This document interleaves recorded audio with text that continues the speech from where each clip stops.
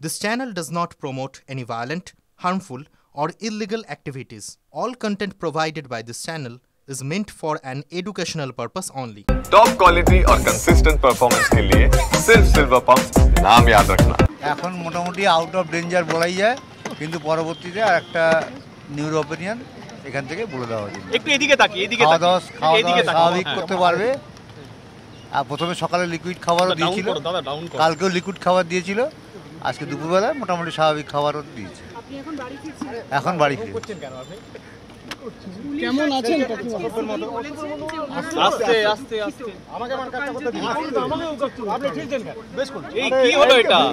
সিপিকে একটাই কথা বলার, উনি বিষয়টা যখন দুঃখ প্রকাশ করেছেন এই বিষয়টা তদন্ত করেন এবং আমার মেয়ের ন্যায় বিচারটা পেতে যে যে অপরাধগুলো কলকাতা পুলিশ করেছে সেটাও যেন উনি ঠিকঠাক মতন বিবেচনা করেন, সেটাই আমার কাছে মনের কাছে আমার রিকোয়েস্ট থাকবে।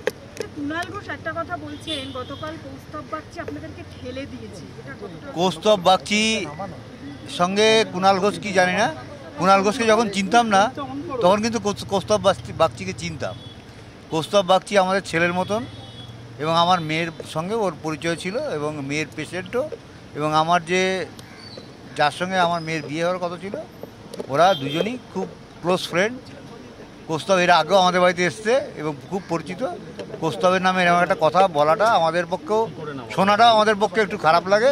যে ভিডিওটা কুণাল ঘোষ পাবলিশ করেছে সেই ভিডিওটা একটা ফেক নয়, যেখানে ঘটনা ঘটেছে তার সেই স্পটের থেকে অনেক আগেই ঘটনাটা ঘটেছিল।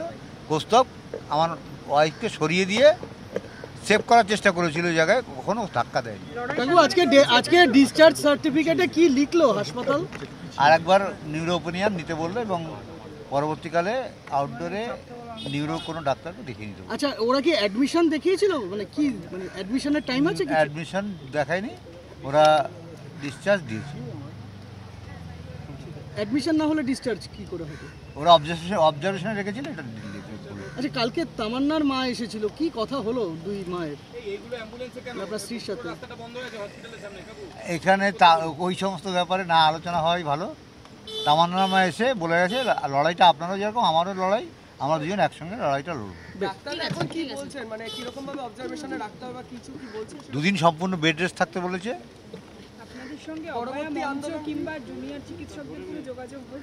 হ্যাঁ, ওনারা তো গতকাল অভয় মঞ্চ রাত্রিবেলা অনেক রাত পর্যন্ত ছিল এবং জুনিয়র ডাক্তার এইমাত্র এসেছিল 2-3 জন। সবার সঙ্গে যোগাযোগ আছে, যোগাযোগ না থাকার কোনো বিষয় নেই।